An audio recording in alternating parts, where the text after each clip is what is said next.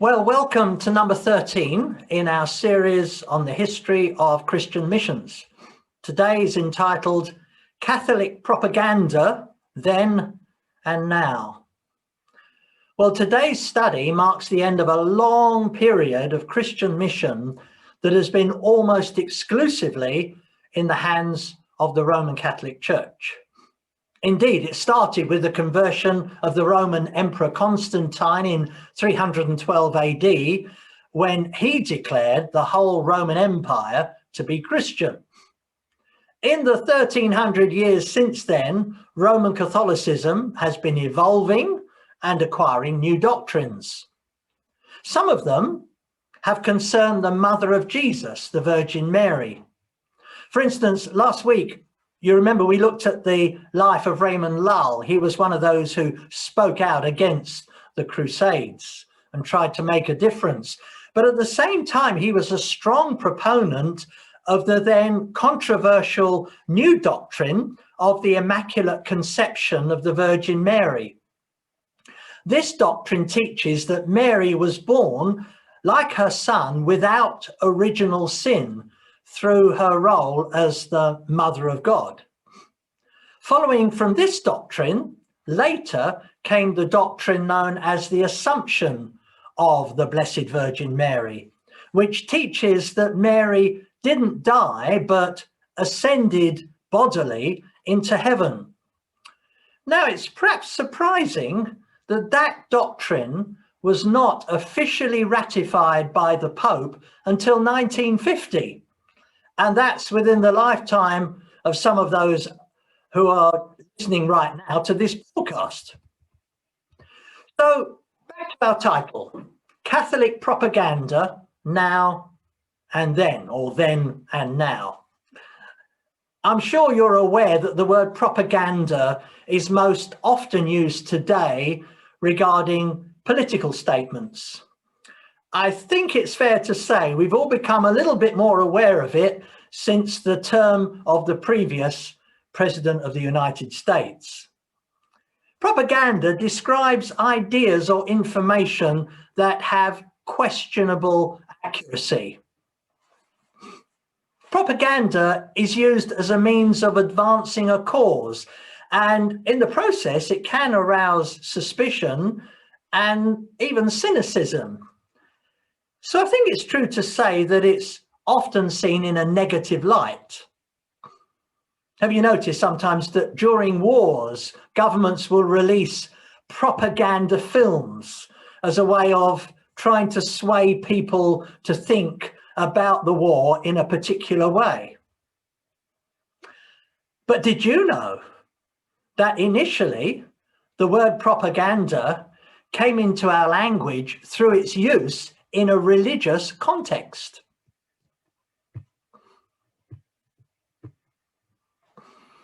The word propaganda was first used by the Catholic Church at a council entitled the Congregatio di Propaganda Fidei. Excuse my attempts at speaking Italian. Literally means congregation for propagating the faith. The word propaganda refers to this Catholic missionary organization which was established in 1622 by Pope Gregory XV as a means of centralizing Catholic missionary activity. And if you've got the handout that was attached to the link that you received by email, you'll see there it's one of the things on the list. Do have a look at it, because you'll also see where we're going to be going in the coming weeks. But this was the very first use of the word propaganda in English. I mean, propaganda comes from the same Latin verb as the word in English propagating, which means growing or multiplying or reproducing. So as such, propaganda in this context, as originally used, is an entirely honourable and neutral word. So the Catholic propaganda was to see the work of mission growing, to streamline it, and to have common agreed policies, plus a lot more accountability. So you can see what happens. Mission was brought under the direction of the central authority of the Roman Catholic Church, giving it ultimate control, which was something that Raymond Lull had wanted more than 300 years earlier. So what had happened since the time of Raymond Lull and where we are today in our study 300 years later? Well, since Lull's death, there had been various independent attempts from those who wanted to bring the message of Christ to the nations. Among the great names of Catholic mission, of pioneers that you may have heard of, were two Spaniards, Ignatius Loyola and St. Francis Xavier. Ignatius Loyola had gathered around him in Paris a little group of 6 friends who decided to form a completely new order for Christ. They were bound by the strictest vows of obedience and were to be completely subject to the Pope, being at the same time committed to the conversion of all to the Catholic faith. They became the foundation of a new order. New order was known as the Society of Jesus, or Jesuits, who would go from there eventually to spend their lives in almost every country of the then known world. I mean, even today, the largest order of priests and brothers in the Roman Catholic Church, with approximately 17,000 of them, are the Jesuits serving worldwide today. However, that is a steep decline from 50 years ago when there was actually double that number.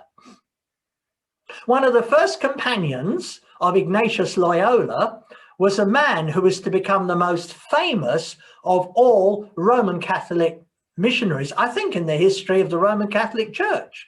His name was St. Francis Xavier. He initially went to India, where his first port of call was Goa. Goa had grown into a great city with as many churches and monasteries as you would find in a southern European city.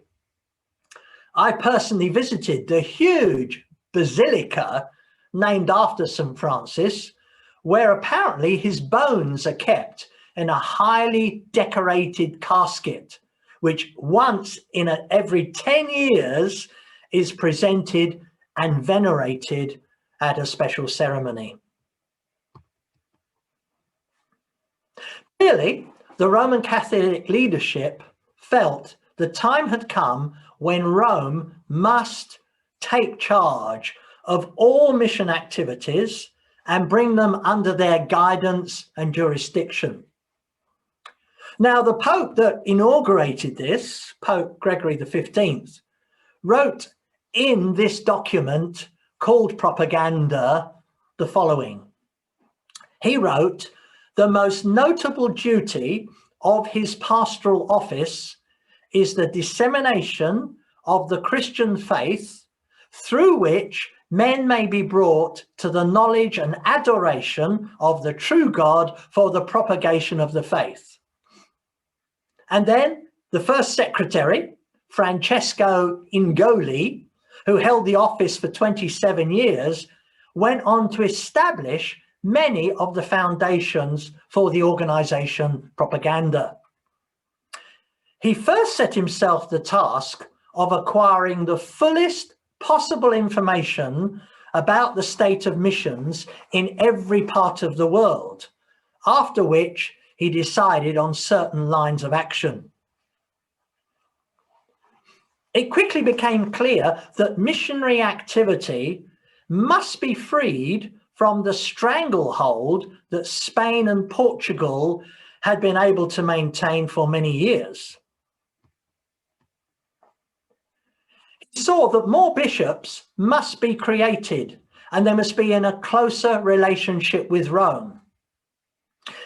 And interestingly, he also realized that an indigenous or local clergy must be raised up as rapidly as possible in every part of the world, especially because he was concerned that Christian faith would be kept separate from colonial associations, because he felt that always resulted in the church being seen as a foreign religion. And there was certainly wisdom in that outlook. I would suggest it's still mirrored today in the way that missions begun by foreigners is later established. In mission agencies today, it's always preferable to have, say, a Korean leading the work in Korea than a Westerner. Equally, it's considered better to have a Brazilian leading the work in Brazil than a Korean. Now, it's not always possible because of available people, but it's preferable. The propaganda showed considerable foresight, even a prophetic quality in its writing, as the later following instructions regarding culture demonstrate. It is written in propaganda, "Do not regard it as your task to change the people's manners and customs unless they are clearly contrary to religion and sound morals." He goes on to write, "What could be more absurd than to transport France, Spain, or Italy, or some other European country to China? Only introduce to them the faith which does not despise or destroy the manners and customs of the peoples, always providing that they are not evil, but rather wishing to see them preserved unharmed." Then continues by warning missionaries against alienating the people they are serving or inciting them to anger if, quote, "an attack is made on local customs or an attempt is made to introduce the customs of another people in the place of those which have been abolished. Do not draw invidious contrasts between the customs of the peoples and those of Europe. Rather, do your utmost to adapt yourselves to them." Wise advice, but not always easy to keep your own culture away when you're in a mission situation. So propaganda was warning of the dangers of this exporting your culture and preventing the observation of harmless aspects of their own unique cultures. Again, this is touching on some very relevant contemporary matters that continue to be important factors in the work of missions today.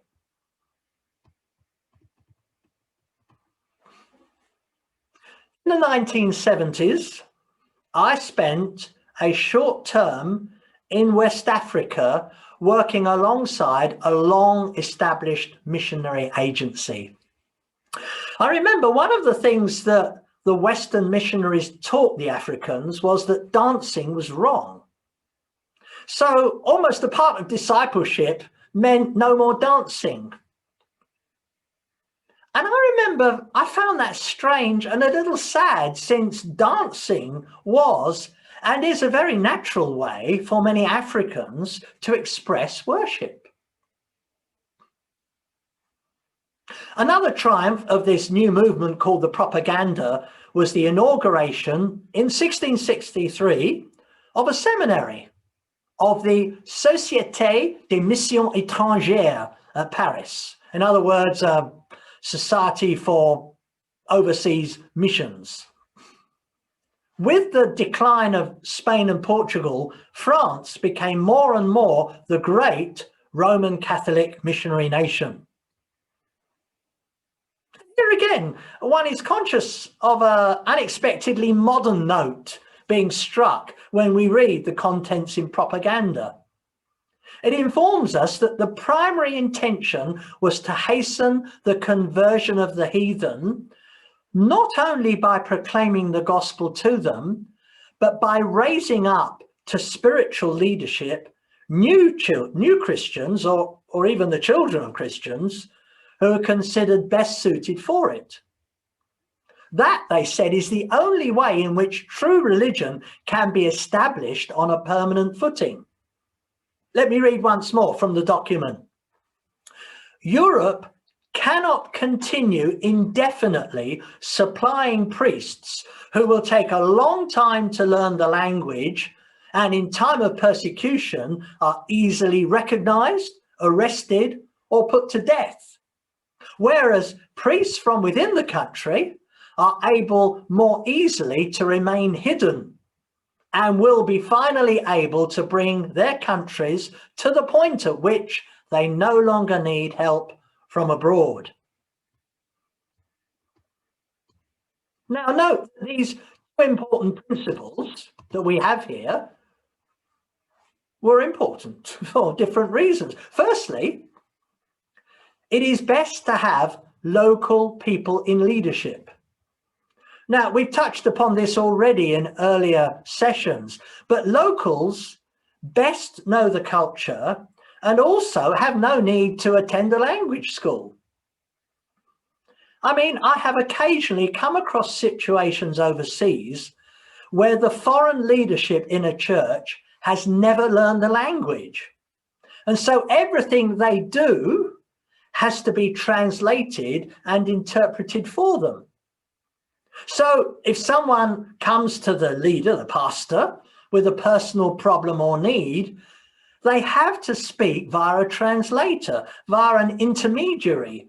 And that's something that many people are simply not prepared to do. They don't want to bring their personal problems and needs via somebody else.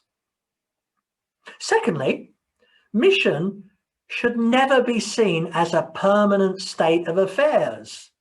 There has to be an exit strategy for missionaries, and missionaries themselves need to understand their presence as being temporary and have a plan in place so that local leadership can take over.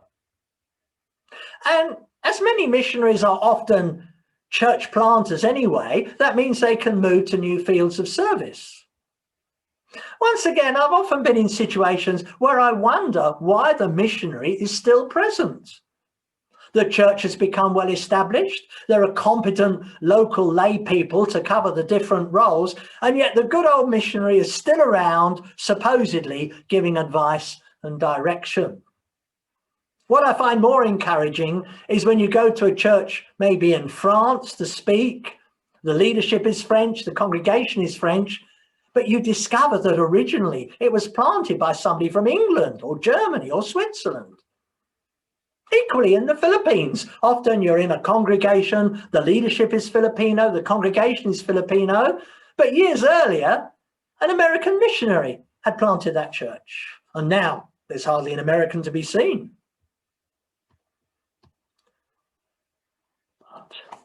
And it's a big but.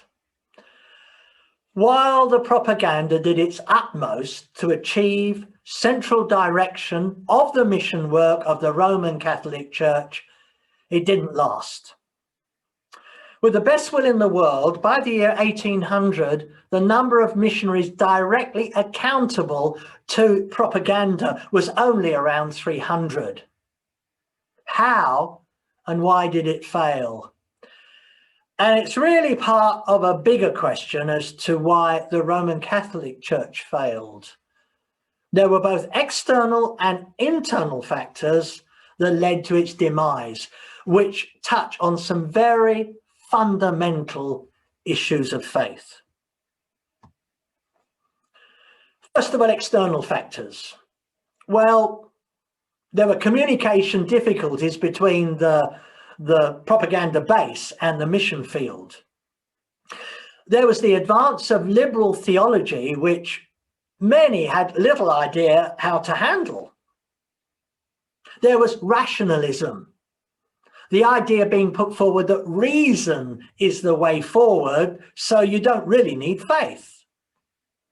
There was, as we shall see in the coming weeks, competition from Protestantism, especially following the Reformation. There was the opposition of local and national leaders, and perhaps surprisingly, the suppression of the Jesuits. That's for multiple complex reasons, but included in that would have to be the French Revolution. And then there were internal factors, constant disputes and strife between the different monastic orders, the Dominicans, the Jesuits, and the Franciscans. There was jealousy and all manner of difficult relationships. There was this constant insistency on celibacy of the clergy. There was the use of Latin, a language which few people understood.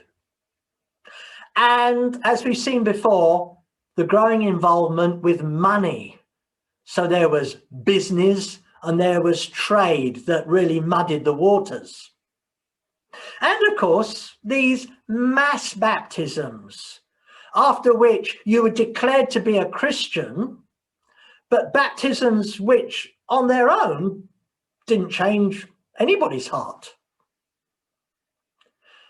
But I would have to say, bigger than all that was a failure to understand and teach the scriptures and to make the scriptures the only doctrinal foundation for what was taught. And alongside that, there was the tragic omission to translate them. So this put together led to massive ignorance and at best only stunted minor spiritual growth, into which vacuum erroneous man-made doctrines appeared. And there are many. I mean, you'll know them, the doctrines of purgatory, the worship of Mary and of the saints, praying for the dead, transubstantiation, and so the list goes on. In terms of Bible translation, Roman Catholics had been on the south coast of India between Tuticorin and Kanyakumari, if you look at the map of South India, since 1534. But the first translation into the local language, which was Tamil, didn't start until 1714. That's 180 years later. And that was started by a man that we'll meet in the coming weeks. He was a Protestant German missionary called Bartholomew Ziegenbalg. At that time, it was also believed that only the priest had the right and the gift to read the Bible in Latin and interpret it. So the one and only copy of the Bible was in his possession. The only parts that were translated were the Pater Noster, the Our Father, the Lord's Prayer, the Ten Commandments, and in addition, the Ave Maria, the Hail Mary, a few catechisms, a few devotionals, and some songs. The Philippines, for example, is Asia's only Catholic country with perhaps, 60 to 65% claiming to be Catholics? Well, the Roman Catholic missionaries arrived in the Philippines in 1565. But it wasn't until 1873, that's more than 300 years later, that the first ever Bible translation was made, when the Gospel of Luke was rendered into the Pangasinan language. And of the 7,000 islands that comprise the Philippines, my wife, Malu, who, as most of you know, is a Filipina, comes from a small tropical island in the far north. Now, when she was a little girl on that island, the Catholic priest was an old Spanish man. And the pastor's wife tells us the story of how the Gideons came to that island and did a mass distribution of the New Testament. After they'd gone, the old priest called everyone to bring their copy to him, where he proceeded to light a big fire and incinerate them all, every copy of the New Testament. Now, I'm sure that wouldn't happen today. especially with an increasing emphasis within the Roman Catholic Church on Bible reading, as well as the growth of movements internationally, such as the Alpha Course. And then, not to mention the proliferation and increasing accessibility of the internet. Also, we personally hope that wouldn't happen today, as the leader of the Gideons on that island is Malou's younger brother, my brother-in-law, Chico Domingo. Let me finish in this closing moment with a short case study to bring this up to date. Some of you listening to this will know this even better than I do. But in 1521, Ferdinand Magellan, a Portuguese-born Spanish explorer, arrived in Cebu. Cebu's an island in the Philippines, and claimed the islands and the country for Spain. Because he was essentially a colonizer of foreign lands seeking to extend Spanish influence, he named the islands after King Philip II, the Phillip Islands, the Philippines. He brought with him monks and friars, and Mass was celebrated that year by the priests who had accompanied him on the expedition. Within 1 week, the king, the queen, and the entire population of Cebu had been baptized. I read an article about it. It was amazing. The priests who were doing the baptizing of thousands of people, their arms were so aching, they had to be supported, they had to be helped. And so, hey presto, the Philippines became a Christian nation full of Christians or Christianized people. To declare somebody to be a Christian simply through the external act of baptism, and then to expect them to adopt Christian standards of living and behavior is really the wrong way round, as well as perhaps a misunderstanding of what baptism is and represents. To expect nominal Christians to live and act like committed Christians will never work, because religion like that only ever affects the outside, the externals. It doesn't and can't change the heart. Again, Malou tells me how, as a little girl, she and the rest of the family used to go religiously to church every Sunday, dressed smartly, looking good, but it made absolutely no real, profound, or lasting impression on their lives.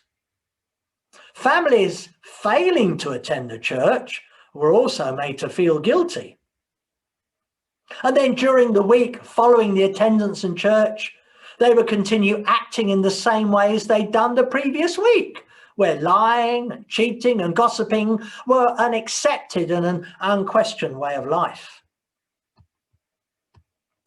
True faith begins with a change of heart, which is a sovereign work of the Holy Spirit. That, in effect, that affects, in turn, how you think, how you speak, and how you live. And what is true of Filipino culture is true of all cultures. So there, Christianity remained very superficial. And the only type of Christianity they knew until the end of the 19th century was that which came with the Spaniards in the 16th century. And it's interesting, some of the priests recognized that all is not well. Let me give you two quotations.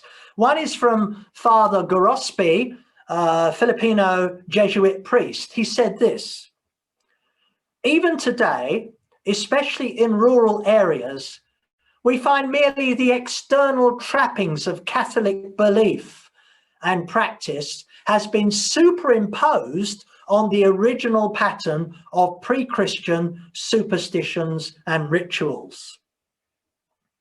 And then Leonardo Mercado, he's an interesting guy. He's a Filipino philosopher. He's also a Catholic priest. He said, quote, "Apparently, the Filipino is still an animist at heart in spite of 4 centuries of Roman Catholicism."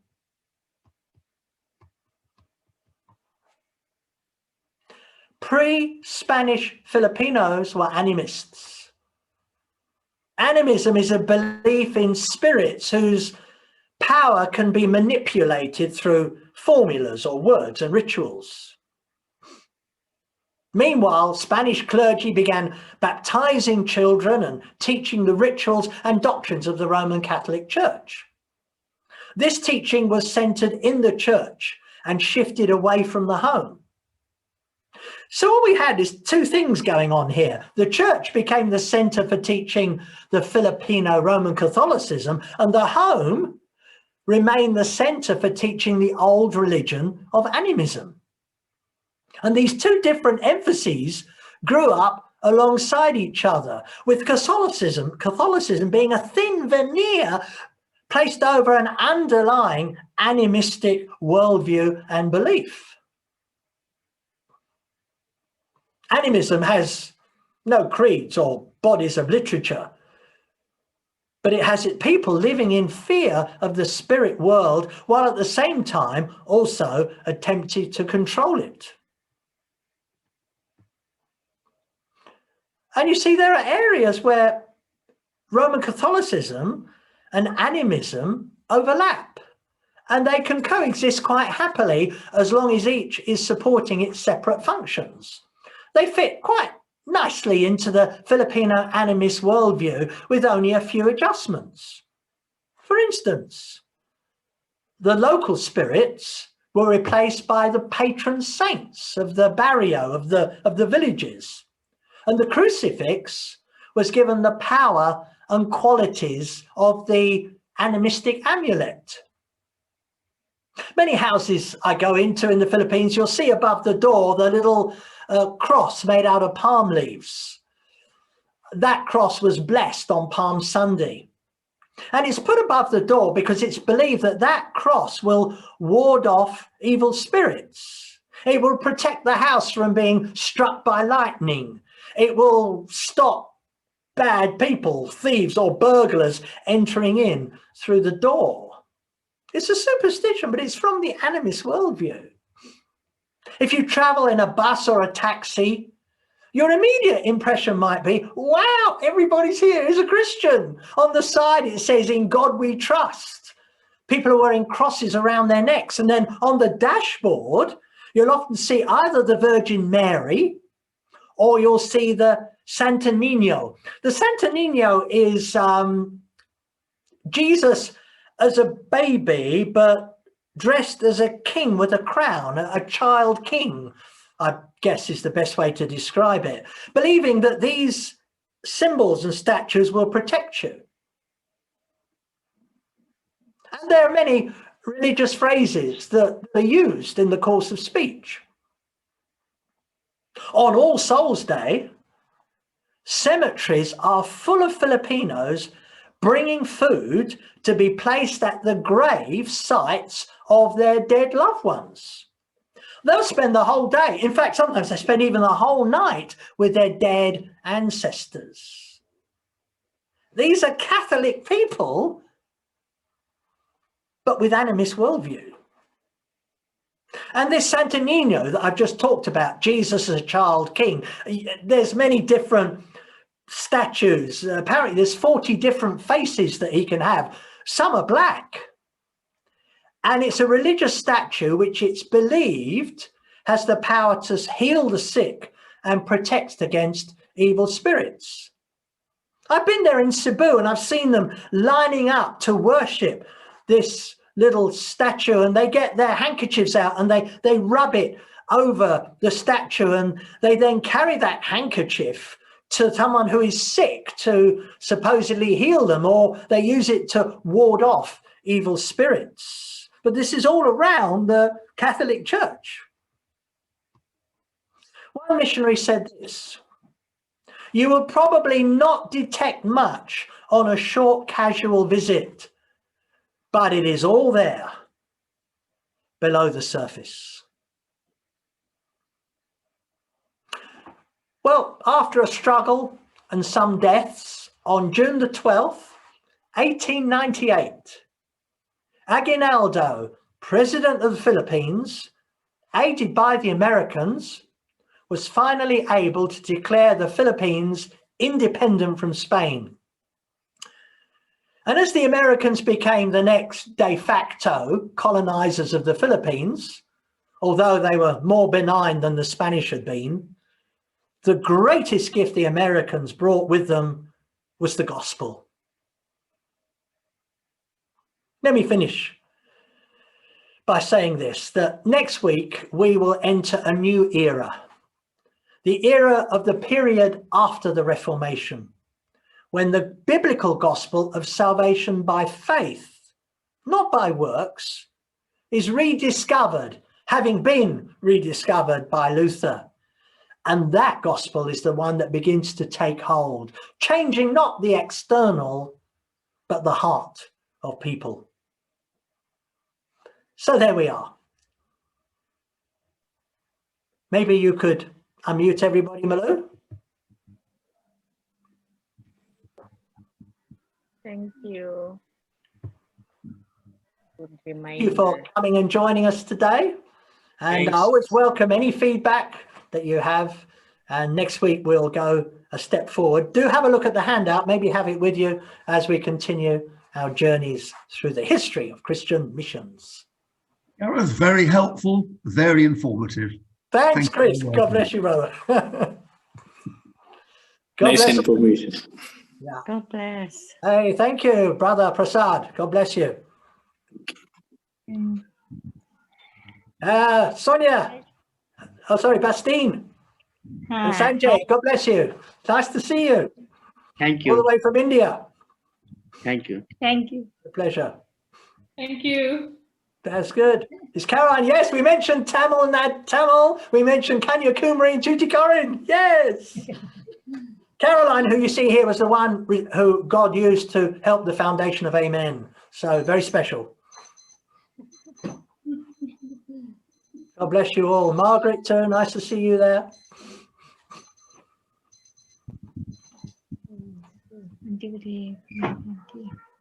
Thank you. God bless you. And you can listen to a recording later on.